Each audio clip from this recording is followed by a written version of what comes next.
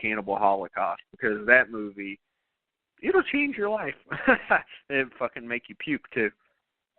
Well, I haven't watched as much horror as you have, but I did get a surprise gift from the wife this week. She ordered 3 of my newer favorite horror films, but they're not really all that new. I don't know if you've seen them. The VHS films.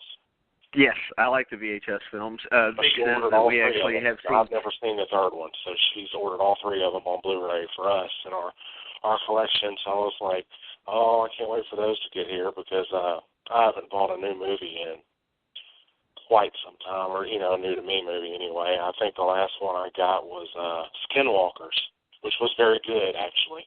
I didn't think I was going to like Skinwalkers, but it's a werewolf thing. I think you'd enjoy it. I heard that was good. I heard it was one of those kind of hidden gems, Yeah, the effects are absolutely spectacular. There's very little CGI. It's a lot of practical stuff, probably 70% practical, 60% maybe, and that's always the big thing with me, because Steve Johnson and Nick Benson are good friends of mine, and they did mostly practical in their careers, so I'm a big fan of that. I'd also love to do a show. I was thinking about it. I don't know if you've ever seen this movie called House.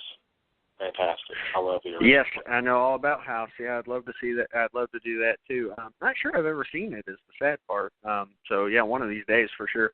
And along the werewolf lines, I'm sure we'll get into werewolves again. We've only done one werewolf show on the show. One show on the show. Anyway, it was Dog Soldiers, which I love that movie, and Vic actually enjoyed it for what it was too. And he's not even a werewolf guy. Not to say that I'm a quote unquote werewolf guy. I just kind of enjoy the subgenre, and I think it's good when it's done right, but there's not a whole lot that are done right. But anyway, I'd love to get into that again, maybe this fall at some point. I think there's a handful of really good ones, though, that we can talk about at that time. But I tell you one thing, Blake, I've had an easy time. Oh, Blake, there's one other movie. And I apologize for jumping around. It's because I'm drinking again. It's Frankenhooker. I actually watched Frankenhooker. Have you ever seen that movie? No, I haven't. And I've heard of Frankenhooker because every horror convention I go to, they're always selling Frankenhooker. And a lot of times, the chick who's in Frankenhooker, I think, is at these conventions. And the reason why I bring it up is, of course, I watched it on Shudder, and I have to give props to Frankenhooker. It was good. It was very reminiscent of, let's say, Killer Clowns from Outer Space. Hilarious, while at the same time, it's still kind of in the horror genre, kind of like Ghostbusters, but not really. You know what I mean? Yeah. So, is it as good as Killer Clowns? No, because that's a hell of a goal to strive for, is to beat Killer Clowns. But it's really good. I'd give it 3 out of 4, almost 3.5. It was good. I really liked Frankenhooker. In fact, out of all of them, other than Cannibal Holocaust, I'd probably put Frankenhooker at the top. It was just enjoyable. You know those movies where you can just kind of watch it, kick back, and enjoy it without having to think too hard? Frankenhooker's one of those movies. Yeah, well, Nightmare on Elm Street's one of those movies for me. I hear you. I do it every Friday the 13th. The sad thing is, Blake, we only get one this year. That makes me ultimately very sad. Well, don't be. Enjoy it. Happy Friday the 13th, to quote that actor from Jason Lives. I mean, it's a great one. I'm going to sit down and start watching them again. Actually, the wife and I watched some the other day. We started with the original, of course. I've got the uncut version with all the extra stuff that's involved. And the wife and I ended up kind of, we watched it, but it was so awesome to sit down and watch one of those with her, because she's a fan of most of the slashers, most of them, and of course she likes Jason some, but I think Michael Myers is probably her favorite. That's a woman thing, I think. Freddy and Michael are women things. I don't know what it is. Maybe they're just more mainstream. Maybe, man, other than that, I mean, I've really been trying to go through and rewatch some of my older stuff that I have. Like one I consider kind of scary, which is really not a scary movie. It's called Insomnia. It's got Al Pacino and Robin Williams in it. I like that movie. I've only seen it once, though. I need to rewatch it. Yeah, that one's good. And we watched, I went back, of course, and watched the first 4 Resident Evil films, and why, I don't know, because they're nothing like the damn game. But for what they are, the zombie killing action, they're pretty good. And then Silver Bullet, which is one of my all-time favorites. One of the guests from Nightmare 5 actually commented that my scores I sent him reminded him of the guy who scored Silver Bullet, and I love the sound effects and the musical choices that Jay Chataway used in Silver Bullet. It's a very well-done werewolf movie. Limited budget, but Gary Busey is hilarious in that film. Awesome. Yeah, so definitely we need to do one of those. And The Howling. Can't have a werewolf thing without The Howling, man. I haven't seen The Howling, the original Howling, from start to finish in so long. I need to actually revisit it as well. And Blake, I was thinking about this when you were talking about your wife watching Friday the 13th with you. How cool would it be, and I know we've talked about this a million times on this show, but maybe I haven't talked about it with you. How cool would it be to be in the situation where you'd never heard about who, let's say, Mrs. Voorhees was, don't know who Jason was, don't know who Michael Myers was, don't even know who Freddy was, and watch one of these movies for the first time, having no idea what you're in for? I mean, how cool would that be? I mean, we're never going to have that experience because most of the time, even when you first watch it, I mean, usually you're a kid and it's already ingrained in your mind. Most of us know who those characters are, even if you haven't seen the movie. But imagine watching it for the first time. I've been lucky. With her, I don't think she had ever seen American Psycho before I showed it to her. So I got to have those experiences. Now I look at her and I'm like, don't just stare at it, eat it. She gets all pissed off. I had that experience with my wife and Devil's Rejects, and I was, she's not big on the horror like I am. Like, she can't even watch Insidious because it's just too scary for her. I mean, but Devil's Rejects, she loved it. Loved Devil's Rejects. So it's kind of interesting what people kind of gravitate towards, right? It is. I mean, and to be able to be part of that situation and actually see those things. And I think one of the big things for my wife was when we went to dinner with Lisa Wilcox last week or whatever, and had dinner with her. She was just, my wife was just so floored with how awesome Lisa is in real life. And I mean, it's, and we talked about you, we talked about the show, and all that stuff. And my wife sat there just kind of listening, and she talked a little bit, but that was, to me, that was the moment, was to get her out. And she was nervous.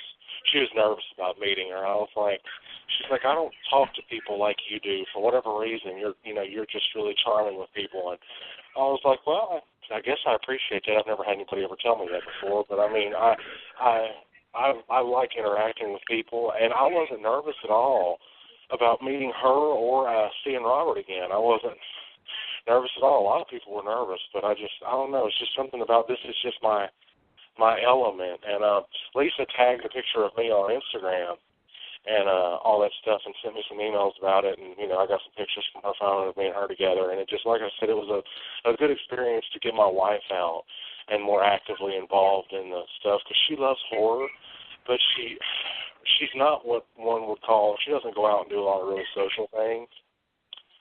So I'm trying to get her out and do more social stuff, which is why we all need to get up, meet together and go have some dinner and hang out someplace. You ain't but 3 hours away from me. Exactly. It is a unique experience to meet somebody like that. You got that experience, and you hadn't. I don't know how many experiences like that you've had in your life, but it's really fun, even at a convention or whatever the case may be. So when you get those opportunities, for sure take advantage of them. This summer, I'm going to try to go to a couple. I haven't been to a convention probably, I don't know, it's been a while, because they're expensive as a lot of the things. But, I need to get back on the convention circuit and visit some of the people I haven't seen yet at all. So I'm excited about it. I think, like I tagged you in it, Nancy, Heather Camp's going to be returning to this area. I have not met Tina yet, so that would be a first for me. She was here. I spoke to her. She was down here with her and Lisa Wilcox are actually best friends. So that was kind of neat to see them together. She had a table right next to Lisa, and that was pretty fun. She's a really nice lady. It was weird. They did their individual photos and stuff, but they offered a photo op for the Nightmare on Elm Street picture with her, and Marge was there, Ronnie Blakely, Nancy's mom in the first film. So they were all, but those photo ops are ridiculous. Like, they sold out so quickly. I ended up getting just one with Robert, and it was $100, man. For a photo. There's a Candyman photo op here, okay? Of him in the drag, the Candyman drag, Daniel Robitaille. Yes. And Vic said, I would gladly pay that. You see, Vic, when he was growing up, Candyman scared the shit out of him. So that would be a big deal for sure, to get a picture of one of these guys in their actual, costume. How cool would that be? Yeah, I wish that would have happened here for whatever reason. And I saw people, I emailed the head of security about it at Music City Center. It's the new convention center they have down here where they did Walker Stalker. And I was there, and they told us no metal gloves were going to be allowed. Well, some people snuck metal gloves in and had Robert sign them, and he had to pose with one of those cheap knockoff metal and plastic ones. Like, it was a metal glove thing with plastic blades, like one of those Nika gloves or one of those Ruby's gloves. I was so upset because this guy was bragging about how he got Robert to sign it. I was like, they didn't check you, security? He's like, no, I brought my Freddy doll, and they made me open my bag and dump it out so they could see what was inside of it. And they asked me if I had any weapons. I was like, not unless you think I'm going to beat the shit out of somebody with a doll. I mean, they didn't check Can't trust you. Yeah, I don't know. It was just, that was a little disheartening, but it was overall fun. I got there early, man, and the line was ridiculously long. I got there in an hour before everybody else because I bought VIP tickets, and there was like 20 people ahead of me, and then it was so weird. Robert looked at me. He's like, "What's your name?" I was like, "Blake." He's like, "I know you from somewhere. I've seen you before. You're on the internet, huh?" I was like, "Yeah." Like, aren't we all? I know you, man. I fucking know you. I was like, okay, all right, Robert, you know me. It's cool. So it was weird. I don't know where he knew me from other than my letters as a kid, but I doubt he remembered at the time, 20 years of letters. There's no way. Yeah, that's awesome, though. Yeah, I mean, I was like, I just really cool. With Travis and Vic, Drunken Horror Adventures, and do podcast, and he's like, you're on the net because I've seen you. So what have you got for me? I was like, all right, gifts. He's like, what kind of gifts do you have? I was like, footage of your mom and dad visiting you on the set of Nightmare 4. He grabbed my hand and, hugged me. He was like, that is a great gift. I haven't seen stuff like that ever, all the behind-the-scenes stuff. He was like, who do you know from the movie? I was like, I know lots of people. You, Steve Johnson? He was like, you fucking know Steve Johnson? I was like, I do. He was like, well, you're awesome. I was like, of course. It was a fan awesome. It was awesome. It was my first time going to a convention, so of course I had to tell the story. But hopefully again soon we'll be going to another one. All right, so here we go. Now is the time to kind of get our plugs in, because next week we've got John Borowski coming on, and this is a first-time announcement. I'll let everybody know. Anybody who listened to the Ted Bundy podcast, and there's a shitload of you because it's one of our most popular podcasts, and my personal favorite of all our podcasts. Kevin M. Sullivan was on that show. He'll be back again to talk about his second Bundy book, The Trail of Ted Bundy, and it should be awesome. He was awesome the first time. I expect nothing less this time. The guy is just a wealth of knowledge from my area also. So it means a lot to have him on again. He'll be on May 9th. So next week, John Borowski, May 9th for him. No idea what's going on May 2nd, so I guess we'll figure that out when the time comes. We'll toss some movies around. Blake's already thrown out some ideas. Connie's thrown out some ideas. We'll figure something out. Hopefully Vic's among the living. I haven't heard from him still, so we'll figure it out. But, Blake, if you have anything you want to plug or throw out, go for it. I guess I could just plug the book since it's finished now. Yeah, so the book that I've been working on for the better part of a year is finished. It's going through edits, second edit, and working on the artwork. Nightmare on Elm Street, Razor's Edge, already a big demand, and people messaging me left and right about wanting a copy. I'm going digital with my first print, so